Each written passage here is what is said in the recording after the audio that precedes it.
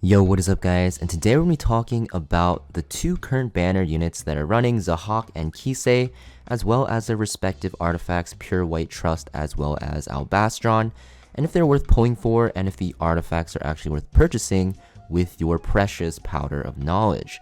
Now starting off, let's talk about Zahhak very quickly. Looking at his kit, he is an Earth Warrior. His S3 is a single target attack that inflicts injuries, will also give him invincibility. And you're also going to see that he gets increased hit chance and critical hit chance by 50% when attacking, and the injuries will scale with his damage up to 35%.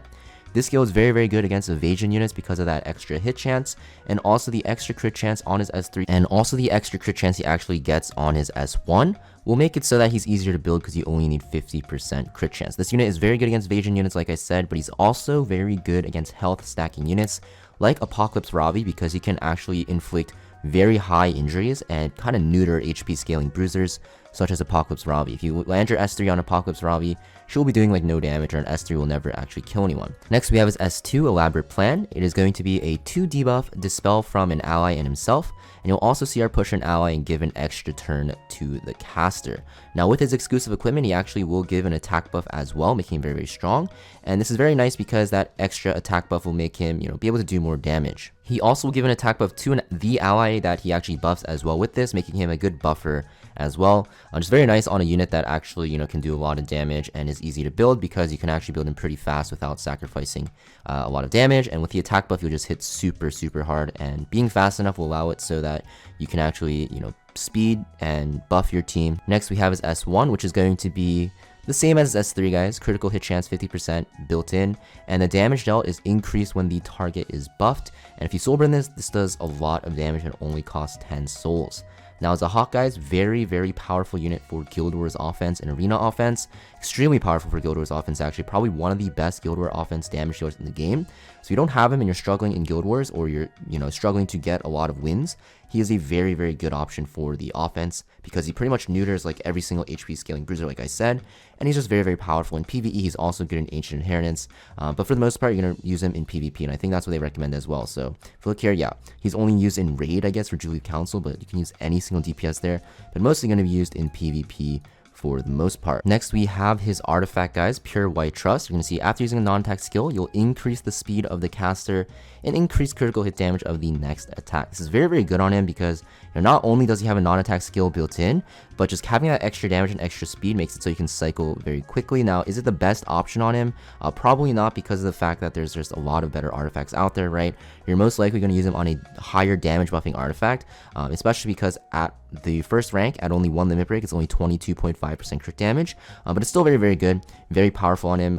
Honestly, you might as well use it on him so you can actually open up your Symbol of Unity and other better artifacts on other units, and even like Draco Plate. But this artifact is still very good on Zahhak, and will be good on a lot of warriors actually that have non-attack skills. But I don't really recommend buying this because of the fact that it's kind of a wasted powder, because there are other good options as well that you can use. Next, let's talk about Kise guys. So Kise is an Ice Thief, and her skills are pretty cool. So her S3 is a lot of text. Let me read through it for you guys and kind of summarize. It's a single target attack that will increase the skill cooldown of the enemy by 1 turn, and you have 2 chances to proc this. You can actually, push back cooldowns by 2 turns, or even 1 turn, or 0 turns if you get very unlucky. Having 2 chances makes it so that there is a higher chance that at least one of them will land. You'll also grant yourself stealth and a barrier, making her tanky, and also CR push yourself by 50%, and this barrier will scale with your attack, and the damage will scale with your own current HP ratio. So basically, if you're full HP, her S3 will do a lot of damage,